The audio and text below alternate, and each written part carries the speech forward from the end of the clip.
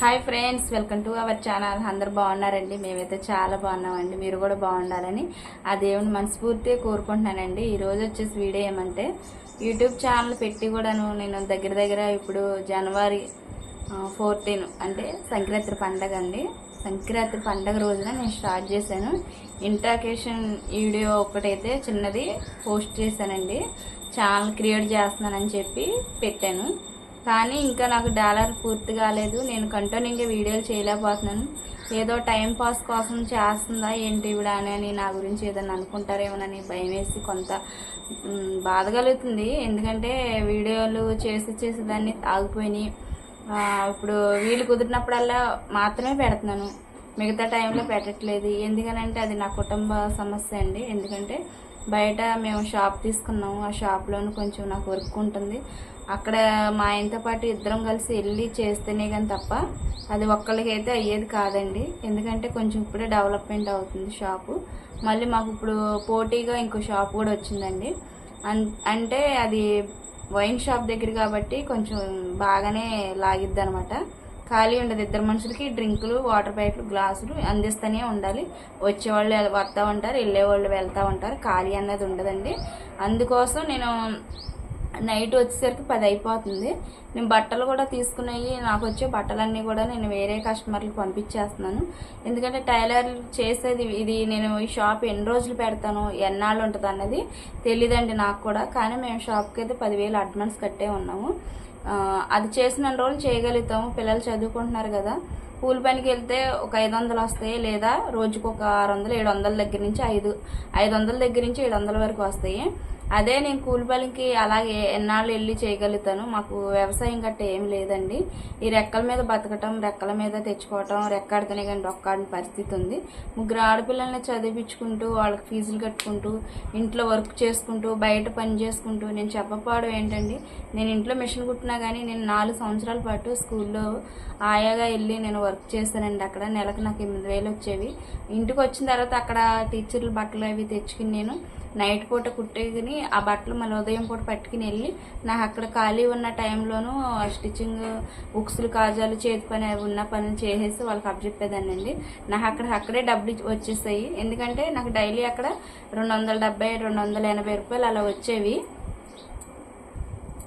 అలాగే నేను machine stitching చేసిన బట్టలు, మోడల్ బ్లౌజ్ని బట్టి పుట్ట హ్యాండ్స్, రాసి పుట్ట హ్యాండ్స్, అలాగే బోట్ నెక్ బ్లౌజులు, వాటికి అయితే బాగా ఎక్కువ డబ్బులు వచ్చాయండి. 300 కాడి నుంచి 400, 500 అలా వచ్చాయి అనమాట. నాకు అప్పుడు సరిపోయేది. ఎందుకంటే నాకు ఇన్కమ్ వచ్చేస్తే డైలీ 500 ఉండేది. ఎందుకంటే ఒక బ్లౌజ్ కుట్టేదాన్ని, లేదంటే ఇంకేదో ఒక డ్రెస్ అనుకోండి, ఒక డ్రెస్ స్టిచ్చింగ్ చేస్తే నేను 300 తీసుకునేదాన్ని. లైనింగ్ బ్లౌజ్కి అయితే యూనిఫామ్లు వచ్చినా సరే, యూనిఫామ్లు కట్ చేసుకుంటున్నా కానీ 250, 300 అలా తీసుకునేదాన్ని. ఒక యూనిఫామ్ అయినా సరే 350, 300 అలాగే లేదా 250 అలా వచ్చేవండి. అర కేజీ తీసుకో. అయితే అలాగ తీసుకున్న తర్వాత నాకు డైలీ ఇన్కమ్ వచ్చి 500 ఉండేది. ఎందుకంటే నాకు 270 రూపాయలు నాకు అక్కడ స్కూల్లో చేసినందుకు పడేది. నేను చేతిలో నాకు డైలీ పడేవి. నేను డోక్రా కట్టుకోవాలి, మహిళా మండల గ్రూప్ కట్టుకోవాలి. అలాగే బ్లౌజులు ఒక రోజున రాకపోతే కనుక నేను పని కట్టుకునైనా సరే ఎవరో ఒకరిని అడుగుతూ జరిగేదండి. అక్కడ టీచర్ల బట్టలకి అయితేనే నాకు పేమెంట్ అనేది చేతిలో పడేవి అనమాట. ఇక్కడ ఇళ్ళ దగ్గర కుడితే మాకు విలేజ్ కదండి, సెంటర్లో షాప్ పెట్టుకుని నువ్వు కుట్టుకోవచ్చు కదా, ఎక్కువ డబ్బులు వస్తాయి కదా.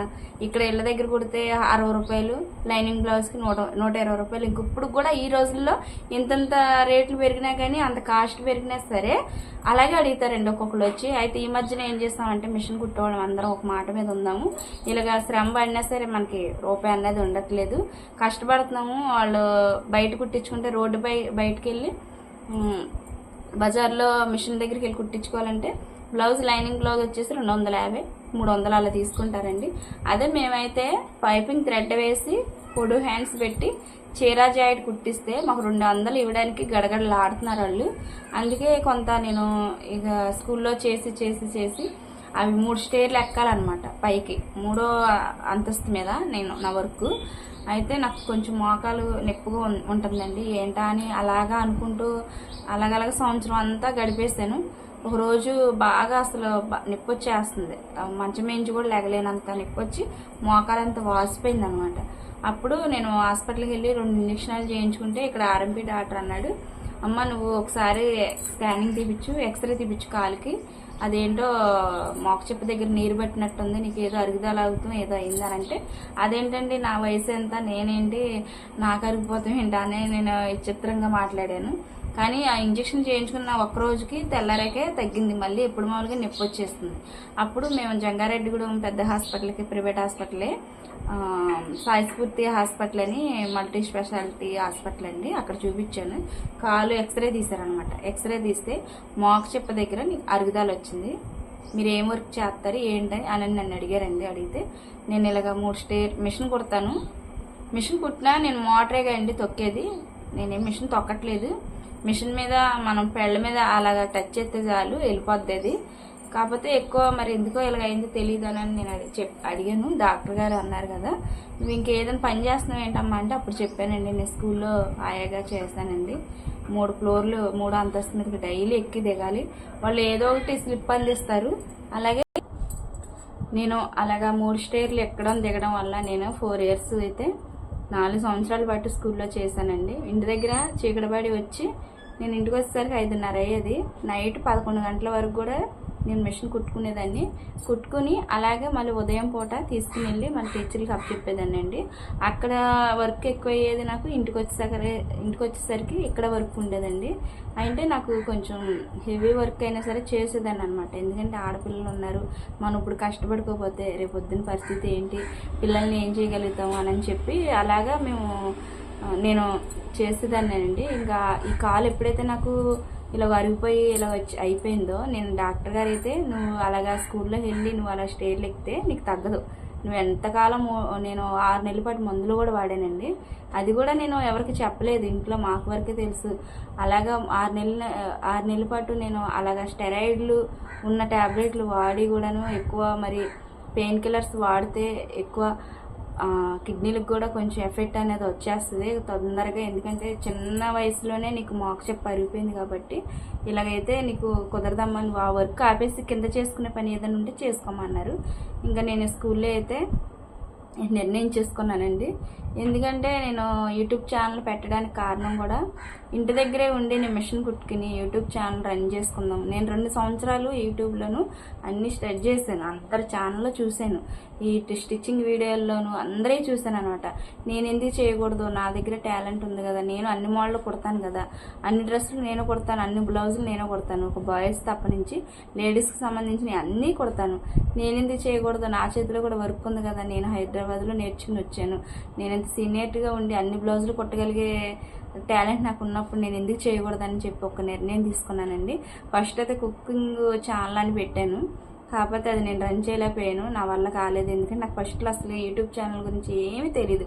యూట్యూబ్ చేయడం అంత ఈజీ అయితే కాదండి, అది చేసేవాళ్ళకి మాత్రమే తెలిసిద్ది. కాకపోతే ఇప్పుడు నాకు మళ్ళీ బాధ కలుగుతుంది అనమాట, ఏదో టైంపాస్ కోసమే చేసింది ఇవిడ అని ఎవ్వరు కూడా నా గురించి అలా అనుకోకూడదని మన సబ్స్క్రైబర్ల కోసం నేను చెప్తున్నానండి. ఎందుకంటే 5,000 సబ్స్క్రైబర్లు అయినప్పుడు నేను సెలబ్రేషన్ చేసుకోవాలని చెప్పి ఆశపడుతున్నాను అనమాట. అలాగే ఇప్పుడు నవంబర్ 20న మా పాపది పుట్టినరోజు కూడా ఉంది. కొంచెం మేము సంవత్సరానికి ఒకసారి అది మా పాపకి 3వ పాప పుట్టినరోజుకి మాత్రానికి ఇంట్లోనూ ప్రేయర్ పెట్టించుకుని ప్రార్థన పెట్టించుకుని అందరికి భోజనాలు అయితే పెట్టుకుంటామండి ప్రతి సంవత్సరం. అలాగే చేస్తా, చిన్న పిల్ల కానించి కూడా నేను అలాగే చేసుకుంటూ వచ్చాను. అదే ఇప్పుడు కూడా అలా చేయాలని చెప్పి ఇప్పుడు నవంబర్ 16 కాబట్టి ఇవాళ 16వ తారీఖు నవంబర్ 20న పుట్టినరోజు అండి మా పాపదే. నాకు యూట్యూబ్ ఛానల్ క్రియేట్ చేసింది, నాకు ఆ ఛానల్ కోసం అసలు నాకు ఏమీ తెలియదు, మా పాపకే తెలుసు అని. నేను అది చదివేది ఇప్పుడు 9th క్లాస్ అయినా సరే చాలా టాలెంటెడ్ అండి మనిషి. ఎందుకంటే ఫస్ట్ నుండి కూడా ఇంగ్లీష్ మీడియం మా పాప చదివింది, చాలా మంచి తెలివితేటలు ఉన్నాయి, బాగా బ్రిలియన్ అనమాట, చదువులో కూడా ముందు ఉంటుంది.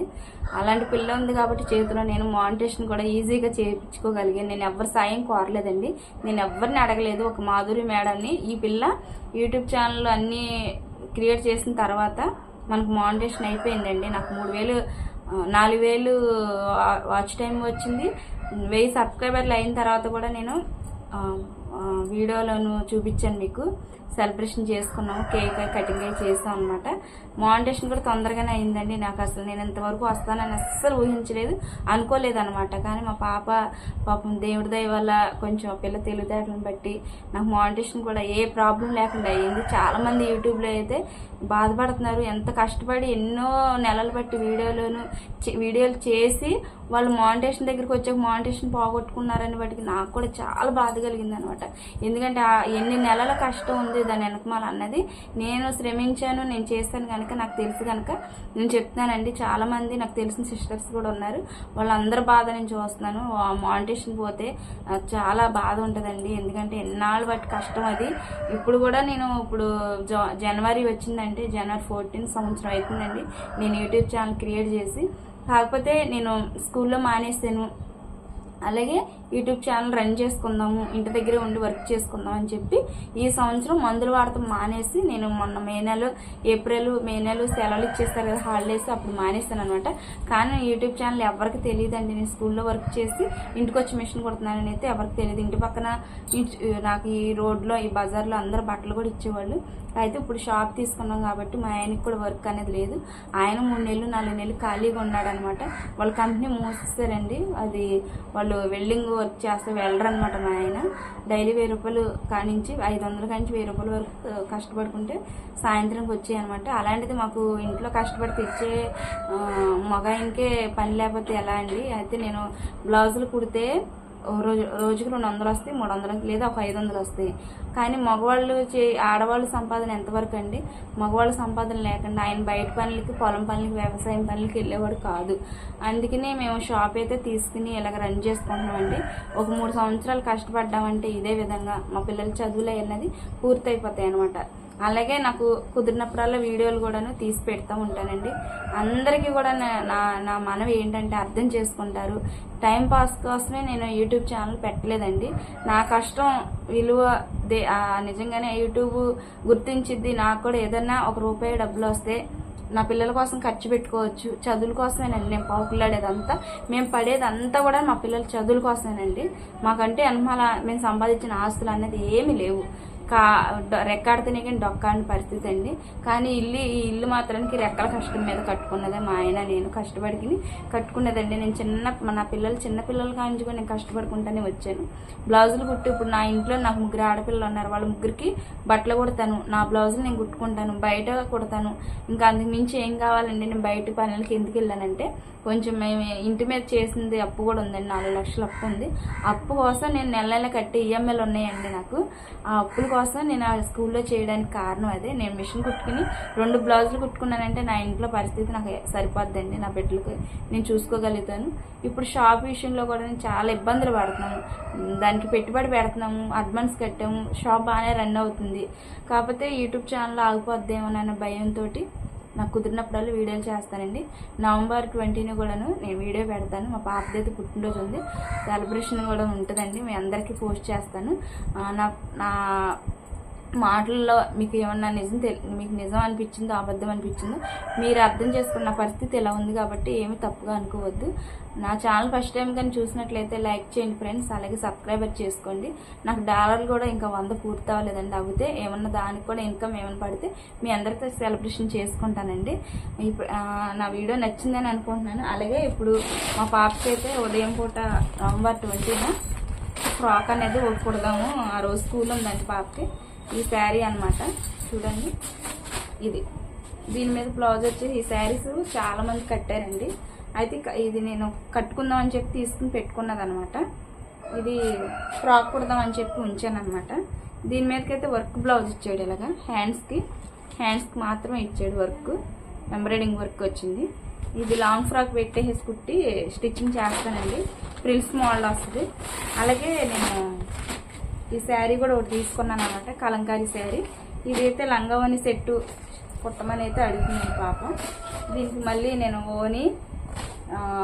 లంగావని అంటే దీనికి మళ్ళీ హాఫ్ శారీకి తీసుకోవాలన్నమాట. ఈ శారీ ఎలా ఉందనేది చెప్పండి. కలంకారీ శారీ అనమాట. చీర అంతా ఇలా వస్తుంది, పళ్ళు అయితే ఇలా వస్తుందండి. ఇలా వస్తుంది. నేను ఇది కటింగ్ చేసినప్పుడు వీడియోలో పెడతానండి. ఈ 2 శారీస్ అయితే డిజైన్ చేద్దాము. పుట్టినరోజుకైతే అని చెప్పి అనుకుంటున్నాను. మీకు ఎలా అనిపించిందని కామెంట్ చేయండి ఫ్రెండ్స్. నచ్చితే చిన్న లైక్ ఇవ్వండి. అలాగే నా ఛానల్ ఫస్ట్ టైం చూస్తే సబ్స్క్రైబ్ చేసుకోండి. నవంబర్ 20న మా పాపది పుట్టినరోజుకి అందరు మీ బ్లెస్సింగ్ కావాలండి. మీరు అందరూ నా సబ్స్క్రైబర్లు అందరూ కూడా బ్లెస్ చేయమని మీ అందరినీ ప్రార్థిస్తూ నా వీడియోకి నచ్చితే చిన్న లైక్ మాత్రం ఇవ్వడం మర్చిపోకండి. Thanks for watching. Bye bye.